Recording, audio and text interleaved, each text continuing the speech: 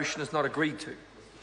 I call the honourable member Tim Mackin. Mr Chair, I just want to point out to anybody who may be listening that it's not the government's intention to drag out this particular clause. But you did just accept, sir, a closure motion when only 4 members had spoken on this side of the House and there were other members seeking the call.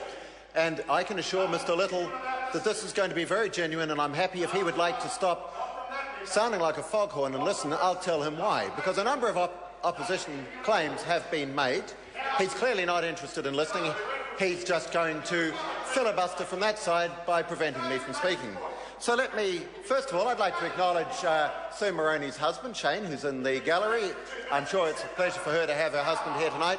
And I do also want to acknowledge that Sue has been incredibly lucky with private members' bills, because I think she's had several drawn out in her time as a member, and in my time here, I've never had a single one drawn out. And people who are listening may wonder, it's a little bit like parliamentary lotto. If you get lucky, they get drawn out of the ballot. But I think there's an important point that does need to be made, sir, and that is that opposition's private members' bills cannot be used to derail a government's budget. And it is very important to remind everybody who is listening that notwithstanding the very narrow support for the bill in the current Parliament of members with the composition of parties that are here, this bill has never been voted on by the New Zealand public. It has never been taken to the public for a mandate, and therefore it's a little bit rich for the members opposite to claim the moral high ground on the behalf of the 60 members of this Parliament tonight who are voting for it, when 4.4 million New Zealanders have not yet had a chance to vote on it. And as I say, opposition private members' bills cannot derail a government's budget, because a government has to have the ability to budget for the long term, to plan its fiscal strategy, to work out how revenue and government spending can be organised in a responsible way to ensure that New Zealand taxpayers, who after all will have to pay for anything that a parliament commits expenditure to, can be afforded and has been factored in. And this clearly had not been. Sir, even more importantly, it is worth noting that in this year's budget there was $500 million of new spending for New Zealand families.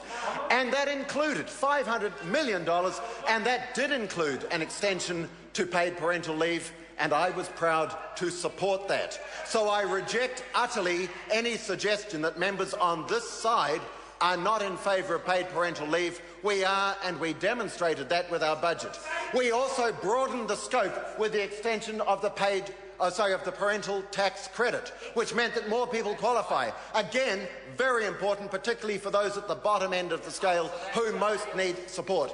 And thirdly, sir, and it's allied to this, we have extended the opportunity for families in New Zealand to access free doctors' visits for children. And again, that's an important measure that I am very proud of. So this is a family-friendly government.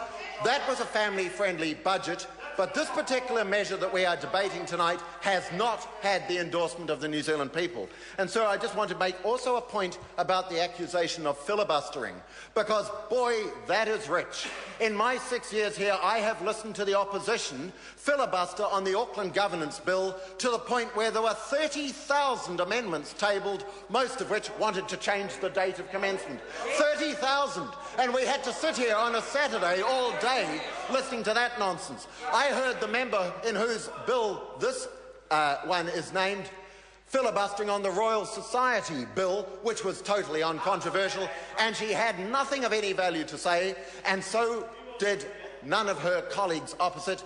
And I also heard them do the same thing on the Piranha Park bill. Now, if they would like me to talk about the Piranha Park bill, which was a wonderful little local measure for Hamilton, I'm happy to do so. But it wouldn't be relevant.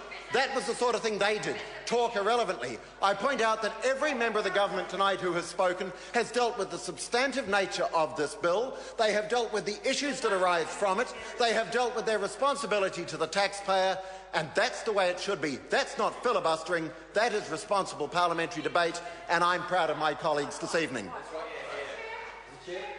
I call the honourable member Tracy Martin. Kia ora, Mr Chair. Can I just compliment Mr